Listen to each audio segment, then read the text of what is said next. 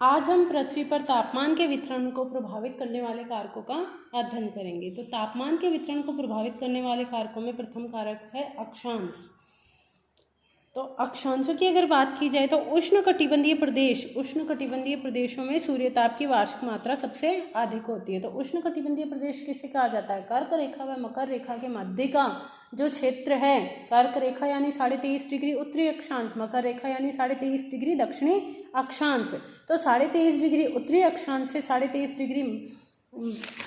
Degree दक्षिणी अक्षांश के मध्य का जो क्षेत्र है, इसको क्या कहा जाता है? उष्णकटिबंध कहा जाता है। तो इस उष्णकटिबंध में सूर्य ताप की मात्रा अधिक होने के कारण तापमान भी अपेक्षाकृत क्या होता है?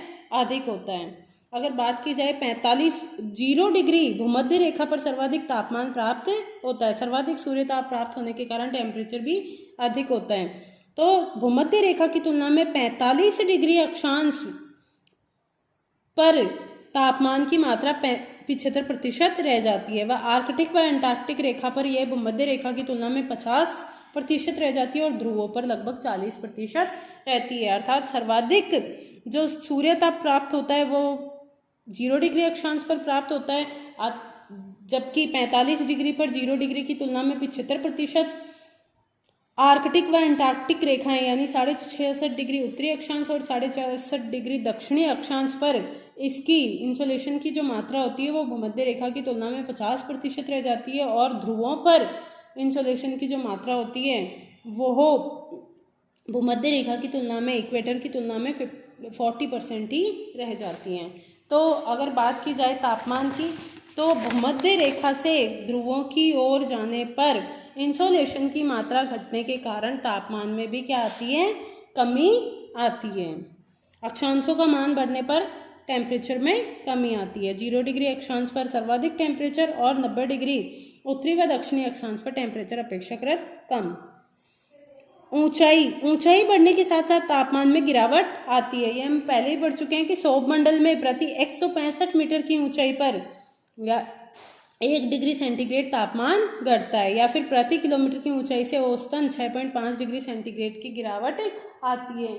ये हमने नॉर्मल लैप्स रेट वायुमंडल की जब संरचना का अध्ययन किया तो उसमें हमने देखा था कि सौरमंडल में ऊंचाई बढ़ने के साथ साथ 6.5 डिग्री सेंटीग्रेड प्रति किलोमीटर की दर से तापमान में कमी आती है। इसे ही नॉर्मल लैप्स रेट के नाम से जाना जाता है। तो हम देखेंगे कि एक ही क्षेत्र में अगर कोई मैदानी क्षेत्र है, एक ही अक्षांश पर अगर कोई मैदानी क्षेत्र है और उसकी तुलना में अगर कोई पहाड़ी क्षेत्र है, तो पहाड़ पर स्थित जो क्षेत्र होगा, इन दोनों का अक्षांश हो सकता है समान हो। अक्षांश मान लो ये दोनों 40 डिग्री अक्षांश पर स्थित है, लेकिन इनका टेम्परेचर क्या होगा? टेम्परेचर अलग अलग होगा।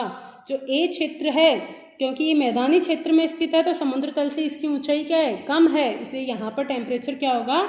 अधिक होगा। लेकिन इसकी तुलना में जो बी क्षेत्र है वो अपेक्षाकृत समुद्र तल से अधिक ऊंचाई पर स्थित है। तो अधिक ऊंचाई पर स्थित होने के कारण नॉर्मल लैप्स रेट, ऊंचाई बढ़ने के साथ साथ, समुद्र तल से ऊंचाई बढ़ने के साथ साथ प्रति किलोमीटर 6.5 डिग्री सेंटीग्रेड टेम्परेचर में कमी आती है, जिसके कारण बी क्षेत्र का जो टेम्परेचर होगा वो क्या होगा?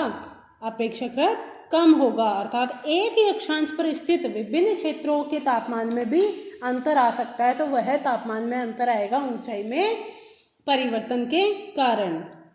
उदाहरण के लिए जैसे किलिमंजारो पर्वत जो कि अफ्रीका में स्थित है, विषुवत रेखा पर स्थित है, लेकिन सबसे अधिक ऊंचाई पर होने के कारण यह हिमाच्छादित प्रदेश है। 0 डिग्री अक्षांश पर स्थित होने के बावजूद भी ऊंचाई अधिक होने के कारण यहाँ पर हिम आच्छादन पाया जाता है। इसी प्रकार जो गुआंगझाओ व कोलकाता दोनों एक ही अक्षांश पर स्थित है, लेकिन दोनों के तापमान में ऊंचाई के अंतर के कारण अंतर पाया जाता है। दूसरा है स्थल व जल का प्रभाव। स्थल की एक इकाई मात्रा की तुलना में जल की एक इकाई का तापमान बढ़ाने के लिए 2.5 गुना ऊर्जा की आवश्यकता होती है। कारण क्या है? क्योंकि जल जो है, जल की विशिष्ट ऊष्मा अपेक्षाकृत अधिक होती है, जिसके कारण जल देर से ही गर्म होता है और देर से ही ठंडा होता है। देखो, 2 कारण हो गए, एक तो विशिष्ट ऊष्मा अधिक हो गई, एक जल जो होता है, जल में क्या होता है? सूर्य की किरणें जैसे ही आएगी वो अपेक्षाकृत अधिक गहराई तक प्रवेश कर जाती है। तो इन सोलर विकिरणों को अपेक्षाकृत अधिक गहराई तक जल को गर्म करना पड़ेगा। लेकिन स्थलीय क्षेत्र क्योंकि ठोस क्षेत्र होता है, तो इसमें सोलर रेडिएशन इस सतह वाले क्षेत्र को ही गर्म करेगी, जिसके कारण इसका टेम्परेचर अपेक्षाकृत क्या होगा? तीव्र गति से बढ़ जाएगा और इसके टेम्परेचर में क्या होगा, धीरे धीरे, क्योंकि संवहन के माध्यम से ये जल गर्म होगा और ये किसके द्वारा होगा, कंडक्शन के माध्यम से, रेडिएशन के माध्यम से गर्म होगा, जिसके कारण यहाँ टेम्परेचर तीव्र गति से परिवर्तन होगा। टेम्परेचर जल्दी बढ़ेगा और जल्दी घटेगा, लेकिन यहाँ पर टेम्परेचर देर से बढ़ेगा और देर से ही घटेगा। जल देर से गर्म होता है, वह देर से ठंडा होता है, जबकि स्थल पर यह प्रक्रिया तेज होती है। यही कारण है कि महासागरों की तुलना में स्थल खंडों पर तापांतर अधिक होता है। महासागरों के पास में क्या होता है, एक दूसरी जो होती है वहाँ पर संवहनिक धाराओं के साथ साथ जो ब्रीज होती है, स्थानीय घनत्व में अंतर आने के कारण जो समुद्री समीर और समुद्री समीर व स्थल समीर चलती है, जिसके कारण तापमान में क्या हो जाता है, वितरण हो जाता है, जिसके फलस्वरूप जो समुद्र तट के निकट स्थित क्षेत्र है वहाँ का तापमान भी लगभग सम पाया जाता है। समुद्री धाराएं, इन धाराओं का निकटवर्ती स्थलीय क्षेत्रों के तापमान पर प्रभाव पड़ता है। गर्म धाराएं समुद्र तटीय भागों के तापमान को बढ़ा देती है। जैसे कि गल्फ स्ट्रीम की अगर अपन बात करें, उत्तरी अटलांटिक महासागर में चलने वाली गर्म जलीय धारा है गल्फ स्ट्रीम। तो गल्फ स्ट्रीम कहाँ जाती है, ये उत्तरी गल्फ स्ट्रीम जो यूरोप है, यूरोप के पश्चिमी क्षेत्रों तक जाती है और वहाँ का टेम्परेचर क्या करती है, ये बढ़ा देती है। टेम्परेचर बढ़ाने के कारण उन क्षेत्रों का टेम्परेचर अपेक्षाकृत क्या होता है, अधिक हो जाता है और वहाँ के बंदरगाह साल भर खुले रहते हैं। तो गर्म जल धाराएं जहाँ पर अपना जल लेकर जाती है उस क्षेत्र का टेम्परेचर बढ़ा देती है, और ठंडी जल धाराएं जिन क्षेत्रों से प्रवाहित होती है जहाँ पर अपना जल लेकर जाती है उन क्षेत्रों का टेम्परेचर अपेक्षाकृत क्या कर देती है, कम कर देती है।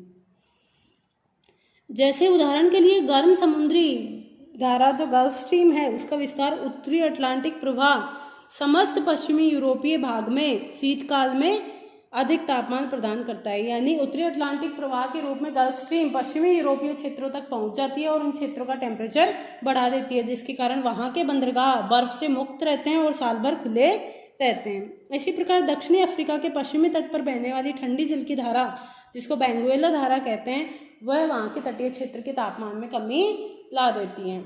प्रचलित पवनें, ठंडी पवनें तापमान में तीव्र गिरावट लाती है, जबकि गर्म पवनें तापमान में वृद्धि कर देती है। जैसे कि जो मिस्ट्रल पवन फ्रांस में चलती है वह वहाँ के तापमान को अत्यधिक, मिस्ट्रल क्या है, ठंडी स्थानीय हवा है, जैसे ही ये फ्रांस के वहाँ से प्रवाहित होती है तो वहाँ के टेम्परेचर को अपेक्षाकृत इसका टेम्परेचर कम है तो वहाँ के टेम्परेचर को हिमांक तक गिरा देती है। जबकि जो चिनूक पवन है, चिनूक जो स्थानीय पवन है, वो जैसे ही रॉकीज पर्वत से नीचे उतरती है तो वहाँ के क्षेत्र को क्या करती है, क्योंकि ये गर्म पवन है तो वहाँ के टेम्परेचर को बढ़ा देती है, जिसके कारण वहाँ से बर्फ पिघल जाती है और चारागाह वहाँ के खुल जाते हैं।